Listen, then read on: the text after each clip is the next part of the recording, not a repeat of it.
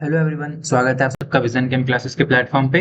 तो ये हमारा सेकंड वीडियो है जिसमें हम लोग आज बात करने वाले हैं एनएमआर स्पेक्ट्रोस्कोपी के शील्डिंग, डी शील्डिंग और केमिकल शिफ्ट के बारे में। इससे पहले वाली वीडियो में हम लोगों ने कुछ बेसिक टर्मिनोलॉजी पढ़ी थी एनएमआर स्पेक्ट्रोस्कोपी में। जैसे आपने पढ़ा था resonance, flipping, saturation, Larmor frequency, Boltzmann distribution principle, और सबसे इंपॉर्टेंट जो पढ़ा था आपने पढ़ा था वहां पे स्पिन एक्टिव और इनएक्टिव न्यूक्लियाई के बारे में। ठीक है, ये इंपॉर्टेंट है। एक्टिव न्यूक्लियाई को आप लोग एनएमआर से स्टडी कर सकते हो, इनएक्टिव न्यूक्लियाई को आप लोग एनएमआर से स्टडी नहीं कर सकते हो। और स्पिन इनएक्टिव न्यूक्लियाई कौन सी होती है? जिसके लिए आई की वैल्यू कितनी होती है आपकी? 0। एक्टिव न्यूक्लियाई क्या होती है? जिसके लिए आई की वैल्यू क्या हो सकती है? आपके लिए हाफ भी हो सकती है, 1 हो सकती है, 3/2 हो सकती है और 3 हो सकती है। उसके बाद मैंने आपको बताया था 13C और 1H के लिए आई की वैल्यू कितनी होती है आपकी? हाफ। 12C के लिए आई की वैल्यू कितनी होती है? 0। वहीं 2H या फिर डी के लिए, ड्यूटेरियम के लिए आई की वैल्यू कितनी होती है आपकी? 1। ठीक है, इस तरह से हमने देखा था कि किस किस के लिए कौन कौन सा आइसोटोप के लिए आई की वैल्यू होती है। इंपॉर्टेंट है, एग्जाम के परस्पेक्टिव से उसमें से एक क्वेश्चन डेफिनेटली पूछा जाता है। आज सेकेंड इंपॉर्टेंट चीज पढ़ेंगे हम लोग शील्डिंग, डी शील्डिंग और केमिकल शिफ्ट के बारे में। चलिए स्टार्ट करते हैं। पहले हम लोग पढ़ेंगे शील्डिंग, डी शील्डिंग क्या होती है, उसके बाद हम लोग पढ़ेंगे केमिकल शिफ्ट क्या होता है। तो ऑल प्रोटॉन्स, अब यहाँ पे प्रोटॉन्स की बात कर रहे हैं तो न्यूक्लियर यहाँ पे क्या आ गया आपका? प्रोटॉन आ गया। In a molecule do not resonate at exactly the same frequency. तो क्या बोलता है, एक मॉलिक्यूल है उसमें अगर मान लीजिए 2 टाइप या 3 टाइप के प्रोटॉन्स है, जैसे मान लीजिए HA, HB, HC, कोई मॉलिक्यूल है उसमें 3 टाइप के प्रोटॉन है, तो ये तीनों सेम जो आपकी रेडियो फ्रिक्वेंसी की जो इलेक्ट्रोमैग्नेटिक रेडिएशन है उसको एब्जॉर्ब नहीं करेंगे। इसका मतलब क्या है? They will resonate at a different frequency. ठीक है, इसका मतलब क्या है कि एच ए अलग है, एच बी अलग है, एच सी अलग है, तो इनकी जो रेडियो फ्रीक्वेंसी एब्जॉर्ब करने की टेंडेंसी है वो भी क्या होगी आपकी? डिफरेंट होगी। अभी डिफरेंट क्यों होती है? This variability is due to fact that the protons in a molecule are surrounded by electrons. Protons किससे सराउंड करते हैं? इलेक्ट्रॉन से। And exist in slightly different electronic या फिर magnetic environment from one another. तो पिछली वीडियो में हमने जाना था कि कैसे इलेक्ट्रिक फील्ड जनरेट होती है, उसकी वजह से कैसे मैग्नेटिक फील्ड जनरेट होती है। तो देखिए, ये वाला एच ए है, ये वाला एच बी है, ये किसी कार्बन से अटैच है, ये किसी और कार्बन से अटैच है, और ये दोनों कार्बन एक दूसरे से अटैच है। मान लीजिए इसका केमिकल एनवायरमेंट अलग है, इसका केमिकल एनवायरमेंट अलग है, जिसकी वजह से एच ए के सराउंडिंग जो इलेक्ट्रॉन डेंसिटी का एनवायरमेंट है वो डिफरेंट होगा। इस कार्बन की एच बी के अराउंड जो इलेक्ट्रॉन एनवायरमेंट है वो क्या होगा? डिफरेंट होगा। इसी वजह से ये डिफरेंट डिफरेंट फ्रीक्वेंसी पे क्या करेंगे? एब्जॉर्प्शन शो करेंगे। तो ये डिफरेंस किसकी वजह से है? Due to surrounding the electrons. और क्या चेंज होंगे उनका? इलेक्ट्रॉनिक या फिर magnetic environment. The valence shell electron densities vary from one proton to another. क्या बोल रहा है? इसकी इलेक्ट्रॉन डेंसिटी और इसकी इलेक्ट्रॉन डेंसिटी क्या करेगी? वेरी करेगी। The protons are shielded by electrons that surround them. तो जो प्रोटॉन है इनके आसपास जो इलेक्ट्रॉन डेंसिटी है इसकी वजह से क्या करते हैं? ये शील्डिंग महसूस करते हैं। क्या करते हैं? शील्डिंग महसूस करते हैं। किसकी वजह से? जो अपन अप्लाइड मैग्नेटिक फील्ड कर रहे हैं।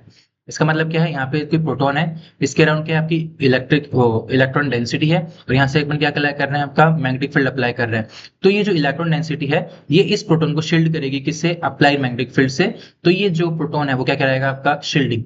अगर ये इलेक्ट्रॉन डेंसिटी आपको क्या डी शील्डिंग प्रोवाइड कराती है, फिर इसको प्रोटेक्ट नहीं करती है, तो उस टाइप में इसको क्या बोलेगा आप लोग? Deshielding. देखिए यहाँ पढ़ते हैं, under the influence of applied magnetic field electron surrounding a nucleus starts to circulate perpendicular to the applied magnetic field. क्या बोल रहा है कि न्यूक्लियस को कौन सराउंड करते हैं? इलेक्ट्रॉन। अगर जैसे ही हमने अप्लाइड फील्ड करी तो इलेक्ट्रॉन्स क्या करेंगे? आपका सर्कुलर मोशन शो करना करेंगे।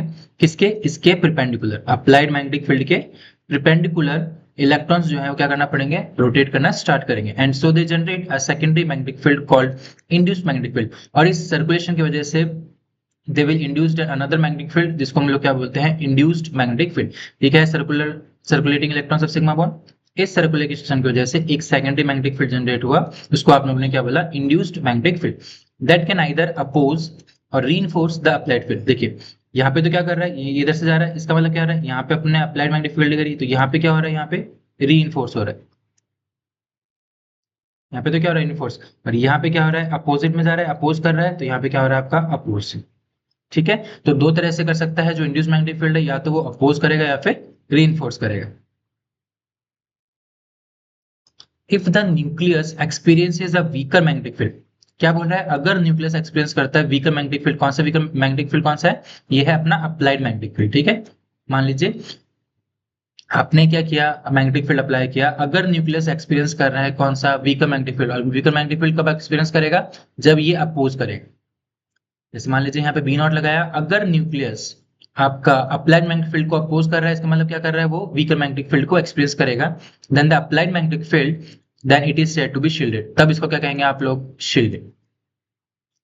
मतलब अपोज अगर कर रहा है तो इसका मतलब प्रोटॉन क्या है आपका, shielded. This type of shielding is termed as diamagnetic shielding, और इसको आप लोग क्या बोलते हो, diamagnetic shielding. And its effect is termed as shielding effect, और इसको आप लोग क्या बोलते हो, शील्डिंग इफेक्ट या फिर diamagnetic anisotropy. If the induced field reinforces the applied field, अगर मान लीजिए ये अप्लाइड फील्ड है, अगर आपका जो इंड्यूस मैग्नेटिक फील्ड है वो रीइंफोर्स कर रहा है, तो ये एक्सपीरियंस करेगा ज्यादा मैग्नेटिक फील्ड, इसको आप लोग क्या बोल दोगे यहाँ पे, डी शील्डेड। क्या बोल दोगे आप लोग, डी शील्डेड, अगर वो क्या कर रहा है आपका, रीइंफोर्स करते। Then the field experienced by the proton is greater than the applied field. Such a proton is said to be shielded, de-shielded, and this effect is termed as, इसको आप लोग क्या बोलोगे यहाँ पे, de-shielding effect। डायग्राम से देखें, देखिए बीच में यहाँ पे प्रोटॉन या न्यूक्लियस था, इसके इलेक्ट्रॉन क्या कर रहे हैं, आपके सराउंड कर रहे हैं, सर्कुलेट कर रहे हैं, कब, जब ये आपने अप्लाइड मैग्नेटिक फील्ड अप्लाई किया। ये आपकी इंड्यूस मैग्नेटिक फील्ड क्या हुई, जनरेट हुई due to circulation of electron. तो ये वाला शील्डेड रीजन है, क्यों, क्योंकि ये क्या कर रहा है आपका, अप्लाइड मैग्नेटिक फील्ड को अपोज कर रहा है। ये डी शील्डेड रीजन है क्योंकि ये क्या कर रहा है आपका, रीइंफोर्स कर रहा है अप्लाइड मैग्नेटिक फील्ड। यहाँ पे भी सेम है, ये अप्लाइड मैग्नेटिक फील्ड है, ये सर्कुलेशन ऑफ इलेक्ट्रॉन है, ये कौन सा रीजन हो गया, डी शील्डेड, और ये वाला रीजन कौन सा हो गया आपका, शील्डेड रीजन। ये कौन सा हो गया आपका, डी शील्डेड रीजन, ठीक है। नेक्स्ट देखते हैं, आया समझ में शील्डिंग और डीशील्डिंग का मतलब। अब इलेक्ट्रॉन डेंसिटी के आधार पर समझते हैं। कंपेयर टू एन एक प्रोटॉन, मतलब एक सिंपल प्रोटॉन है, a shielded proton requires a higher applied field strength. Shielded proton है मतलब उसके आसपास जो इलेक्ट्रॉन है या फिर इलेक्ट्रॉनिक डेंसिटी है वो शील्ड कर रही है अप्लाइड मैग्नेटिक फील्ड को। तो क्या करेगा, अगर शील्डेड प्रोटॉन को चाहिए, क्या चाहिए आपका, higher applied field strength, whereas a deshielded proton requires a lower field strength for transition. हमने पिछली वीडियो में पढ़ा था कि आपको सिग्नल कब मिलता है, जब लोअर स्पिन स्टेट से हायर स्पिन स्टेट में क्या हो जाता है, आपका ट्रांजिशन हो जाता है, रेजोनेंस हो जाता है। तो अगर शील्डेड प्रोटॉन को आपको ट्रांजिशन या फिर ट्रांजिट करना है, तो आपको क्या करना पड़ेगा, हायर अप्लाइड फील्ड स्ट्रेंथ देनी पड़ेगी। क्यों, क्योंकि जो उसका इंड्यूस मैग्नेटिक फील्ड है वो क्या कर रहा है, आपका अपोज कर रहा है, तो ये आपको क्या करनी पड़ेगी, एक हायर अप्लाइड फील्ड स्ट्रेंथ देनी पड़ेगी। जबकि डी शील्डेड प्रोटॉन में क्या होता है, ये रीइंफोर्स करता है, तो इसमें क्या चल जाएगा, आपका लोअर फील्ड भी चल जाएगा for the transition. Third, shielding shifts the absorption position up field. इस वजह से शील्डिंग शिफ्ट क्या होती है, आपकी अप फील्ड होती है, whereas deshielding effect the absorption positions down field, and these effects are termed as shielding and deshielding effect. इसका मतलब क्या है, शील्ड क्या करता है, आपका अप फील्ड की तरफ लेके जाता है, डिशील्ड मतलब डाउन फील्ड। इलेक्ट्रॉन डेंसिटी से समझते हैं, ये न्यूक्लियस है, ये अप्लाइड मैग्नेटिक फील्ड है। अगर लो इलेक्ट्रॉन डेंसिटी है, लो इलेक्ट्रॉन डेंसिटी है, तो जो न्यूक्लियस एक्सपीरियंस कर रहा है वो क्या करेगा, आपका स्ट्रॉन्गर मैग्नेटिक फील्ड। क्यों, क्योंकि अपोज नहीं कर पाएगा, इलेक्ट्रॉन डेंसिटी कम है, जिसकी वजह से क्या हो जाएगा, it is not shielded as much. इसका मतलब क्या है, अगर इलेक्ट्रॉन डेंसिटी कम है तो जो प्रोटॉन है इसका मतलब क्या हो जाएगा, वो डी शील्डेड मतलब कम शील्डेड है। अगर हाई इलेक्ट्रॉन डेंसिटी है, इसका मतलब क्या करेगा, वो इनकमिंग इलेक्ट्रिक फील्ड को अच्छे से शील्ड कर पाएगा, magnetic field. This nucleus is shielded and experiences weaker magnetic field. ज्यादा इलेक्ट्रॉन डेंसिटी है तो जो अप्लाइड मैग्नेटिक फील्ड है उसका इफेक्ट क्या होगा आपके ऊपर, आपके न्यूक्लियस के ऊपर कम होगा, जिस वजह से क्या हो जाएगा, वो आपका एक तरह से शील्डिंग हो जाएगा। इसका मतलब क्या हो सकता है, जो शील्डेड प्रोटॉन होता है वहां पे क्या होती है आपकी हाई इलेक्ट्रॉन डेंसिटी, क्या होती है, हाई इलेक्ट्रॉन डेंसिटी। वहीं अगर डी शील्ड की बात करूं तो यहाँ पे क्या होता है आपका लो इलेक्ट्रॉन डेंसिटी रीजन। अगर लो इलेक्ट्रॉन डेंसिटी है तो D shielded down field, D से डी याद कर सकते हो। अगर हाई इलेक्ट्रॉन डेंसिटी है इसका मतलब क्या हो रहा है, शील्ड हो रहा है या फिर अप फील्ड। एक तरह से आप मान सकते हो कि एक इंसान है, उसको पीटने आए हैं बहुत लोग, अगर उसके पास अच्छे बॉडीगार्ड होंगे, अच्छे बॉडीगार्ड होंगे या फिर अच्छी इलेक्ट्रॉन डेंसिटी होगी, तो क्या कर रहा है, शील्ड हो रहा है, किससे, जो उसको मारने आ रहे हैं। वहीं पर अगर एक आदमी है उसके पास बहुत कम बॉडीगार्ड है, इसका मतलब क्या होगा, उसकी इलेक्ट्रॉन डेंसिटी कम हो गई, तो बाहर से आने वाले क्या करेंगे, उसको अच्छे से मार देंगे। तो जितना ज्यादा इलेक्ट्रॉन डेंसिटी उतनी ज्यादा क्या हो जाएगी आपकी शील्डिंग, और उतना ही ज्यादा क्या हो जाएगा आपका अपफील्ड मोशन। एक तरह से लो इलेक्ट्रॉन डेंसिटी डी शील्ड या फिर डाउन फील्ड, ठीक है। इस डायग्राम में समझा रखा है, आप लोग आराम से देख सकते हैं। Such shifts in the NMR absorption positions are called chemical shifts, और इन्हीं को क्या बोलते हैं हम लोग एनएमआर में, केमिकल शिफ्ट्स। नंबर लाइन आप सबने पढ़ी होगी, नंबर लाइन में हम लोग पढ़ते हैं यहाँ पे 0, यहाँ पे -1 होता है, इधर 1, ठीक है। तो हम लोग माइनस वाला इतने शील्डेड प्रोटॉन को नहीं पढ़ते हैं, 0 से स्टार्ट करते हैं और टू द लेफ्ट मूव करते हैं, और इसी को हम लोग क्या बोलते हैं, chemical shift. Shifts in the NMR absorption position, NMR का जो पीक्स की शिफ्टिंग होती है उन्हीं को हम लोग क्या बोलते हैं, chemical shift. Because they arise from the circulation of electrons in chemical bond, क्योंकि जो केमिकल शिफ्ट का अस्तित्व है जो अराइज है वो किसकी वजह से हो रहा है? Due to circulation of electrons in chemical bond. जैसे कार्बन कार्बन बॉन्ड है तो यहाँ पे जो इलेक्ट्रॉन, इस बॉन्ड में जो इलेक्ट्रॉन्स है उनके मोशन की वजह से ही ये केमिकल शिफ्टिंग होती है, इसलिए इसमें हम लोग क्या बोलते हैं? Chemical shift. ठीक है, तो आपको दो चीज याद रखनी है यहाँ पे, low electron density deshield down field, high electron density shield या फिर up field.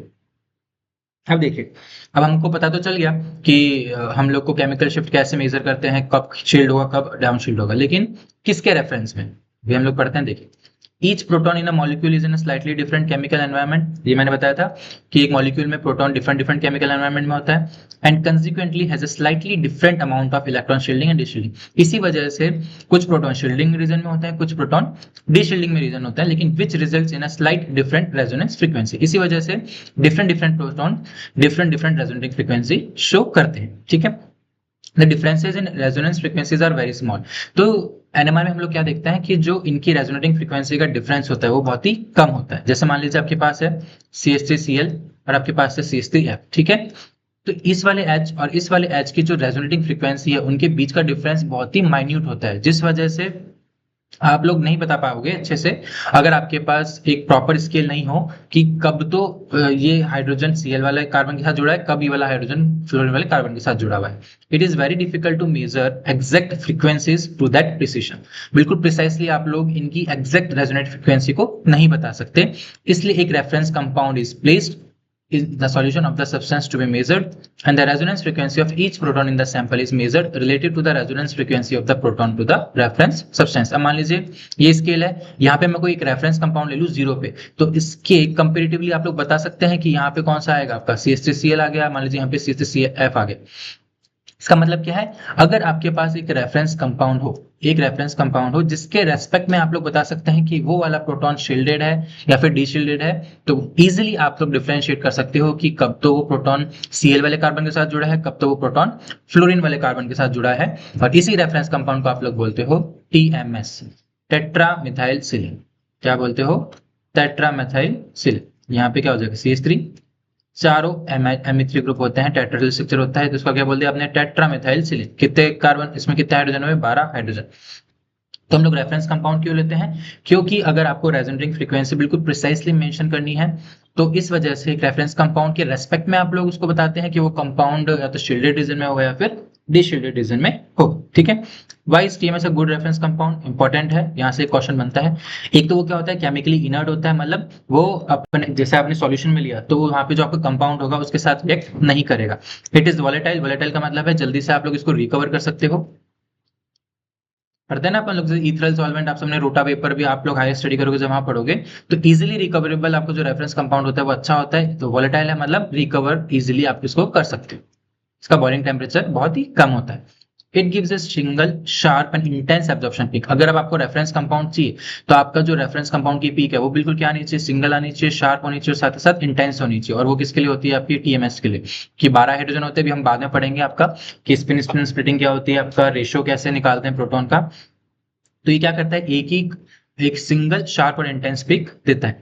It's proton absorbs at higher field than of almost organic compound. जितने भी ऑर्गेनिक कंपाउंड है इसमें से सबसे ज्यादा शील्डेड प्रोटॉन किसके होते हैं? आपके TMS के होते हैं, इसीलिए इसको हम लोग 0 पे मान के इसको as a reference compound use करते हैं। अभी हम आगे देखेंगे कि ऐसा क्यों होता है।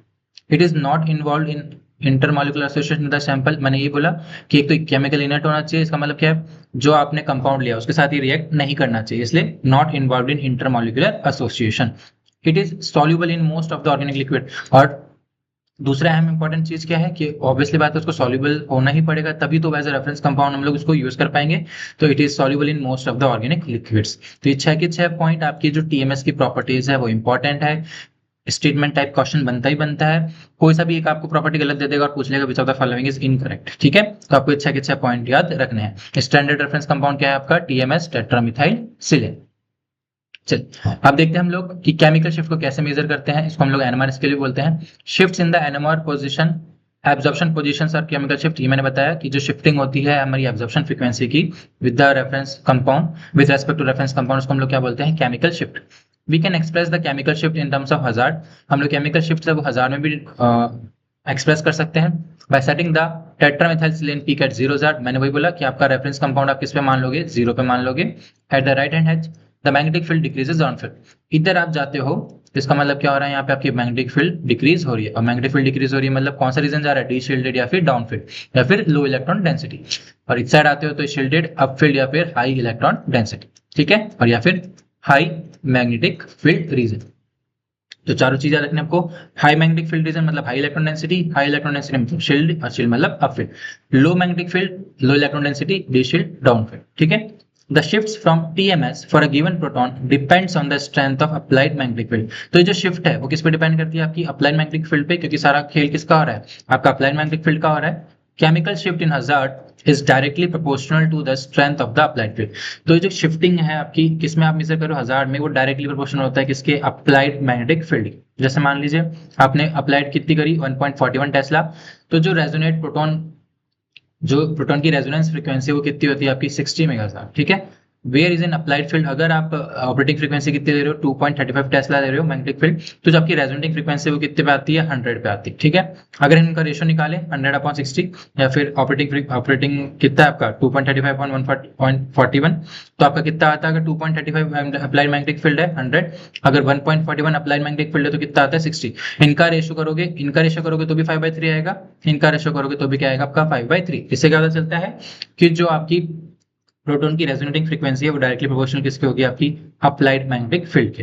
जितना ज्यादा अप्लाइड मैग्नेटिक फील्ड उतनी ज्यादा क्या होगी आपकी रेजोनेटिंग फ्रीक्वेंसी, ठीक है। इसी वजह से जो chemical shifts are commonly expressed in del unit. किसमें एक्सप्रेस करते हो आप लोग, डेल यूनिट। मान लीजिए एक मैं हूं, एक मेरा दोस्त है, हम दोनों ने ही CH3Br, उसने भी CH3Br को क्या किया, स्टडी किया, वहीं पे मेरे कितने पे आया 60 पे, और इसका कितने पे आया 100 पे। क्यों, क्योंकि इसने जो ऑपरेटिंग इसका जो मैग्नेटिक फील्ड थी वो कितनी थी 2.41 टेस्ला थी, और मैंने कितने पे किया 1.41 पे, लेकिन हम लोगों ने मेंशन नहीं किया। तो अब हम लोग कंफ्यूज हो जाएंगे कि मेरा CH3Br तो कितने पे आ रहा है 60 पे, और इसका CH3Br कितने पे आ रहा है 100 पे, जबकि अगर हम लोग अच्छे से देखें तो मेरी जो मैग्नेटिक फील्ड थी वो कितनी थी 1.41 टेस्ला, और इसकी कितनी थी 2.41 टेस्ला। इस वजह से क्या हो जाएगा, आपको कंफ्यूजन हो जाएगा, और इसी कंफ्यूजन को दूर करने के लिए जो आपका केमिकल शिफ्ट है उसको हम लोग किस में एक्सप्रेस करते हैं, डेल यूनिट्स में। और डेल यूनिट किस में करते हैं आप, पार्ट्स पर मिलियन। किस में एक्सप्रेस करते हैं उसको, ppm, which is proportionality constant and thus dimensionless. इसी वजह से क्या है, प्रोपोर्शनलिटी कांस्टेंट या फिर डायमेंशनलेस होता है। It is independent of the field strength. तो क्वेश्चन बनता है the chemical shift is independent of the field strength in, तो ऑप्शन दे देगा आपको हजार्ड, डेल, MHz ऐसे करके दे देगा। तो आपको पता होना चाहिए कि del unit is independent of field strength. अब चाहे वो 1.41 पे मैं करूं, चाहे वो 2.41 पे करे, हम दोनों का डेल में रिजल्ट सेम आएगा। कैसे, देखिए डेल किस में मेजर करते हैं, ppm में। केमिकल शिफ्ट इन हजार कितना आ रहा है मेरा, यहाँ पे 60 आ रहा था, उसका कितना आ रहा था 100 आ रहा था। ऑसिलेटर फ्रीक्वेंसी जैसे मान लीजिए मेरी 1.41 पे थी, उसकी कितनी थी 2.41 पे। तो अगर आप लोग इनका रेशियो लोगे तो डेल की वैल्यू हमेशा क्या आती है, आपकी सेम आती है। देखिए अगर यहाँ पे 1000 पे ले रहे हैं तो 10⁻6 से मल्टीप्लाई करेंगे, अगर MHz में ले रहे हैं तो मल्टीप्लाई नहीं करेंगे। तो आपको ये वाला फॉर्मूला याद रखना है, इंपॉर्टेंट है। वो आपको शिफ्ट भी देगा, स्पेक्ट्रोमीटर फ्रीक्वेंसी देगा, और आपको आंसर किसमें निकालना होगा, डेल में। न्यूमेरिकल क्वेश्चन बनता भी आगे हम पढ़ेंगे। Chemical shift in del unit expresses the amount by which a proton resonance is shifted from TMS। मैंने वही बोला कि TMX के विद रेस्पेक्ट में कितना शिफ्टिंग हो रही है उसी को हम लोग क्या बोलते हैं, केमिकल शिफ्ट। और किसमें मेजर कर रहे हैं अब आप लोग, डेल में, इन पार्ट्स पर million of the spectrometers basic operating frequency.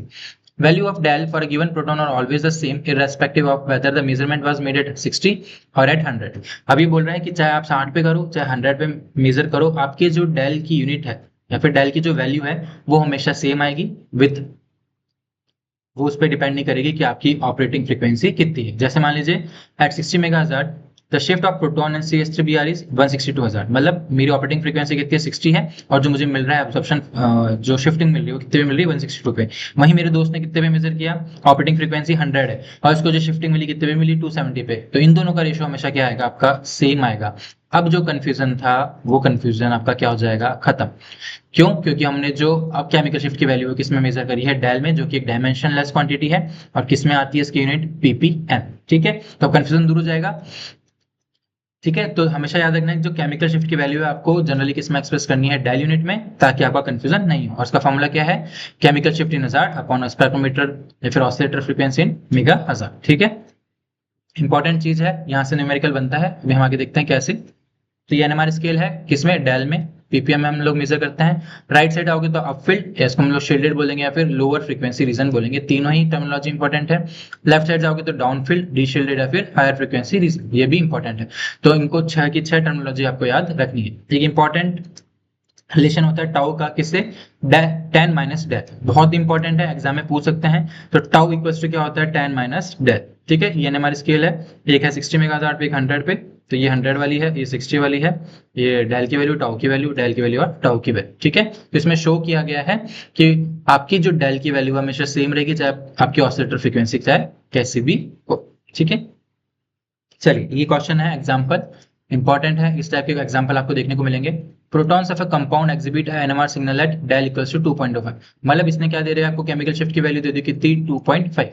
What will be the value of chemical shift of these protons in 1000, तो ये एब्जॉर्प्शन फ्रीक्वेंसी पूछ रहा है 1000 में, if the spectrum is recorded on a 60 megahertz. तो आप सबको पता है 2.5 equals to chemical shift in 1000 upon oscillator frequency in megahertz, ये पढ़ा था अपन ने।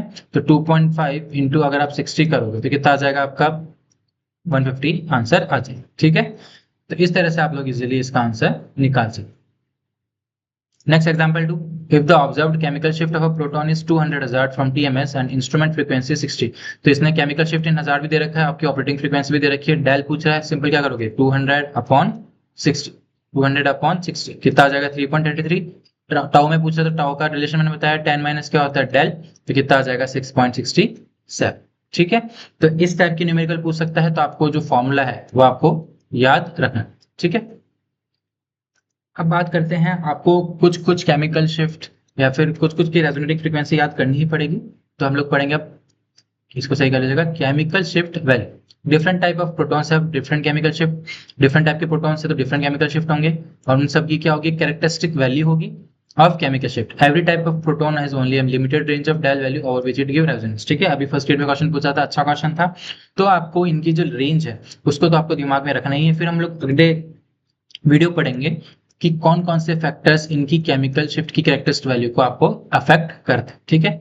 तो सबसे पहले आपका RCS3 1 डिग्री 2 डिग्री 3 डिग्री, तो अगर 1 डिग्री कार्बन है तो कितना आ रहा है आपका, 0.7 से 1.3, 2 है तो 1.2 से 1.4, 3 है तो 1.4 से 1.7। तो विद रेस्पेक्ट टू आपको इनको याद करनी है, ठीक है। इजीली याद हो जाएगी, आप लोग 3-4 बार पढ़ेंगे तो आपको याद हो जाएगी। नेक्स्ट है अलाइलिक प्रोटॉन, कौन सा प्रोटॉन है अलाइलिक, इसकी कितनी आती है 1.6 से 2.6। नेक्स्ट बेंजाइलिक, ये बेंजाइलिक है, इसकी कितनी आती है 2.3 से 2.7। और अल्काइन, इसकी कितनी आती है 1.7 से 2.7। तो 1 2 3, इन तीनों का आप लोग कंपेरेटिव स्टडी करेंगे तो आपको आसानी से याद हो जाएगी। ये तो कौन सा हो गया आपका बेंजाइलिक, ये हो गया अल्काइन, और ये कौन सा हो गया आपका अलाइल, ठीक है। तो अलाइल, बेंजाइल, अल्काइन, आप लोग इनको तीनों को विद रेस्पेक्ट टू या कंपेरेटिवली स्टडी याद करोगे तो आपको याद हो जाएगा, क्योंकि सबकी रेंज सिमिलर है। बेंजाइलिक की कितनी है 2.3 से 2.7, अल्काइन की 1.7 से 2.7, और आपकी अलाइल की कितनी है 1.6 से 2.6, ठीक है। नेक्स्ट इंपॉर्टेंट, ये चारों, अल्कीन की कितनी आती है 4.5 से 6.5, एरोमेटिक कंपाउंड की कितनी आती है 6.5 से 8, एल्डिहाइड 9 से 10, और कार्बोक्सिलिक की 11 से 12। तो इन चारों को भी आप लोग क्या करोगे, आप लोग कंपेरेटिवली स्टडी करो, ठीक है। नेक्स्ट हम लोग फिनॉल का देखते हैं, फिनॉल का कितना आता है 4 से 7, और एनिलीन का कितना आता है आपका 3 से 5। इन दोनों को भी आप लोग क्या करोगे, कंपेरेटिवली स्टडी करोगे। नॉर्मल अल्कोहल की कितनी आती है 0.5 से 5। तो ठीक है, एक तो आपको ये तीनों याद करनी है, एक ये तीनों याद करनी है, एक ये चारों याद करनी है, और एक ये तीनों भी याद कर, ठीक है। ये इंपॉर्टेंट है जो आपको माइंड में रखनी है। अब देखिए, हम लोग इन तीनों को स्टडी करें एक बार। देखिए, यहाँ पे Cl है, यहाँ पे Br है, यहाँ पे I है, ये चीज चेंज हो रही है। यहाँ पे कितना था केमिकल शिफ्ट 2 से 4, यहाँ से 2.7 से 4.1, 3.1 से 4.1, मतलब डाउन द ग्रुप आने पे डेल की वैल्यू क्या हो रही है, इंक्रीज हो रही है। इसका मतलब क्या हो रहा है, ये डीशील्डेड हो रहा है। क्या हो रहा है आपका, डीशील्डेड हो रहा है। ऐसा क्यों हो रहा है, अब देखिए, Cl Bri ऊपर से नीचे जाने पे क्या बढ़ रही है आपकी, इलेक्ट्रोनेगेटिविटी इंक्रीज हो रही है। इलेक्ट्रोनेगेटिविटी इंक्रीज हो रही है तो ये जो एटम है क्लोरीन, ये कार्बन से इलेक्ट्रॉन डेंसिटी को क्या करेगा, अपना तरफ खींचेगा। जैसे इलेक्ट्रॉन डेंसिटी को अपनी तरफ खींचेगा तो हाइड्रोजन के पास जो इलेक्ट्रॉन डेंसिटी है वो क्या हो जाएगी, कम। और हाइड्रोजन के पास अगर इलेक्ट्रॉन डेंसिटी कम हो गई तो वो क्या कहलाएगा आपका, डीशील्डेड। वहीं अगर मैं आयोडीन की बात करूं तो वो इलेक्ट्रोनेगेटिविटी कम है किससे, क्लोरीन से, तो वो कम इलेक्ट्रॉन डेंसिटी अपनी तरफ अट्रैक्ट करेगा। इस वजह से जो हाइड्रोजन के सराउंडिंग में इलेक्ट्रॉन डेंसिटी है वो कम डिक्रीज होगी। इस वजह से इसके रेस्पेक्ट में ये वाला हाइड्रोजन कैसा होगा आपका, शील्डेड। कैसा होगा, शील्डेड। तो इस तरह से हम लोग नेक्स्ट सेक्शन में पढ़ेंगे कि कैसे फैक्टर्स या फिर फैक्टर्स अफेक्टिंग केमिकल शिफ्ट, तो इलेक्ट्रोनेगेटिविटी कैसे इफेक्ट करती है, हाइब्रिडाइजेशन, एनिसोट्रोपिक इफेक्ट, तो ये सब हम लोग क्या करेंगे नेक्स्ट वीडियो में पढ़ेंगे। तो अभी के लिए आप लोग को 1 2 3 4 और 5, ये चार तो आपको केमिकल शिफ्ट की वैल्यू याद रहनी चाहिए। ठीक है, तो इस वाले सेशन में हमने पढ़ा आपका कि शील्डिंग क्या होती है, डीशील्डिंग क्या होती है, केमिकल शिफ्ट क्या होती है। तीनों ही चीज इंपॉर्टेंट है, एक क्वेश्चन डेफिनेटली बनता है, चाहे वो केमिकल शिफ्ट से हो, चाहे वो फिर शील्डिंग डीशील्डिंग से हो। ठीक है, केमिकल शिफ्ट में न्यूमेरिकल क्वेश्चन बन सकता है, आपसे डेल की वैल्यू निकलवा सकता है, और जो मैंने बताया आपको केमिकल शिफ्ट की वैल्यूज है वो आपको याद रखनी है। ठीक है, तो नेक्स्ट वीडियो में हम लोग पढ़ेंगे फैक्टर्स अफेक्टिंग केमिकल शिफ्ट। उसके बाद हम लोग पढ़ेंगे कैसे आपको एनएमआर में क्या क्या आप लोग इंफॉर्मेशन फाइंड कर सकते हैं, कैसे आपको पता चलेगा कि एक मॉलिक्यूल में कितने प्रोटॉन हैं। ठीक है, तो तब तक के लिए आप लोग इसको रिवाइज करिए, और अगर इस वीडियो में कोई भी डाउट हो तो आप लोग कमेंट सेक्शन में कमेंट करके पूछ सकते हैं। Thank you.